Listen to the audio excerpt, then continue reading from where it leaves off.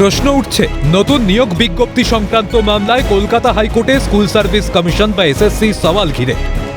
বিচারপতি সৌমেন সেনের ডিভিশন বেঞ্চে নিয়োগ বিজ্ঞপ্তি সংক্রান্ত সিঙ্গেল বেঞ্চের রায় চ্যালেঞ্জের মামলায় এসএসসির আইনজীবী কল্যাণ বন্দ্যোপাধ্যায় বুধবার সওয়ালে বলেন, চিহ্নিত অযোগ্য ও চিহ্নিত নয় এমনদের নিয়ে দ্বন্দ্ব। নির্দেশনামায় 2016 পুরো নিয়োগই বাতিল করেছে। অযোগ্য হিসাবে চিহ্নিত নন এমন শিক্ষকদের চাকরি 31শে ডিসেম্বর পর্যন্ত বহাল। এই সময়ের মধ্যে নতুন করে পরীক্ষা নিয়ে নিয়োগের নির্দেশ রয়েছে। তাহলে ওই বছর যারা পরীক্ষায় অকৃতকার্য হয়েছিল তারা নতুন করে নিয়োগের প্রক্রিয়ায় আবেদন করতে পারবেন না।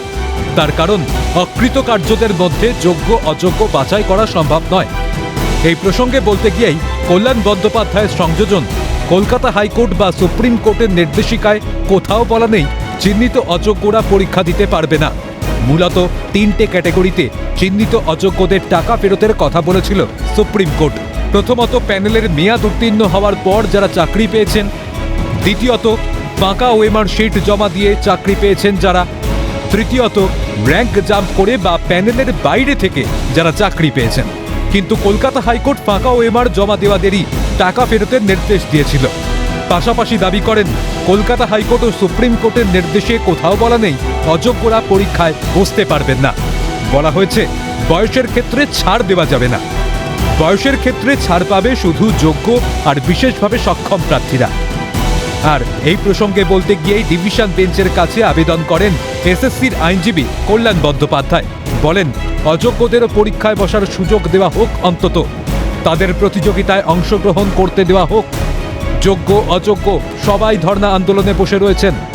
এরপরে মৃদু খোঁচা দিয়ে কল্যাণ বন্দ্যোপাধ্যায় বলেন, পরীক্ষা দিলেই বা তারা পাশ করবে কিনা সন্দেহ রয়েছে।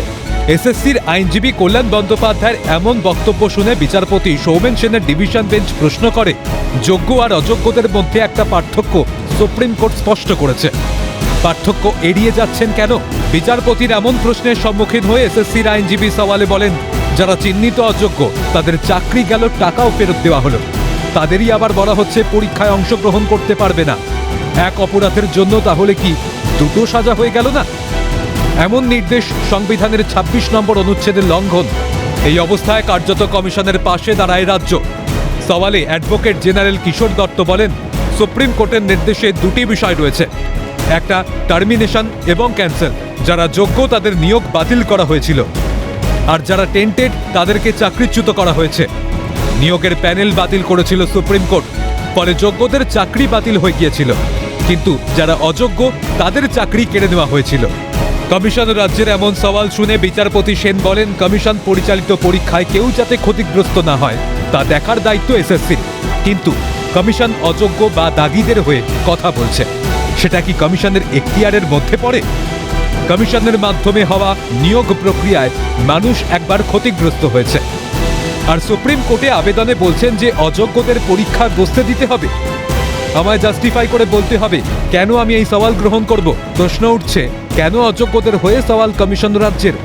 অযোগ্যদেরই ফের চাকরি পাইয়ে দিতে চাওয়া হচ্ছে। মন্তব্য আইনজীবী বিক্রম বন্দ্যোপাধ্যায়ের।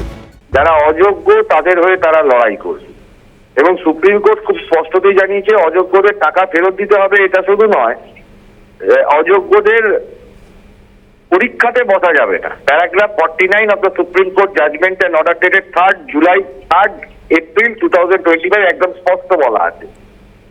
তা সত্ত্বেও রাজ্য সরকার যেটা চেষ্টা করছে অযোগ্যদেরই কোনো পরীক্ষায় বসাতে এবং অযোগ্যদেরই চাকরিতে পুনর্বহাল করছে। আমরা সেইটার বিরুদ্ধে করছি। সিনিয়ররা আর্গুমেন্ট করেছেন, আমাদের টার্ন আসবে, আমরা বলব। সব মিলিয়ে ক্রমশ জটিল হচ্ছে 2016 এসএসসি নিয়োগ। অভিরূপা হাজরার রিপোর্ট, ক্যালকাটা নিউজ।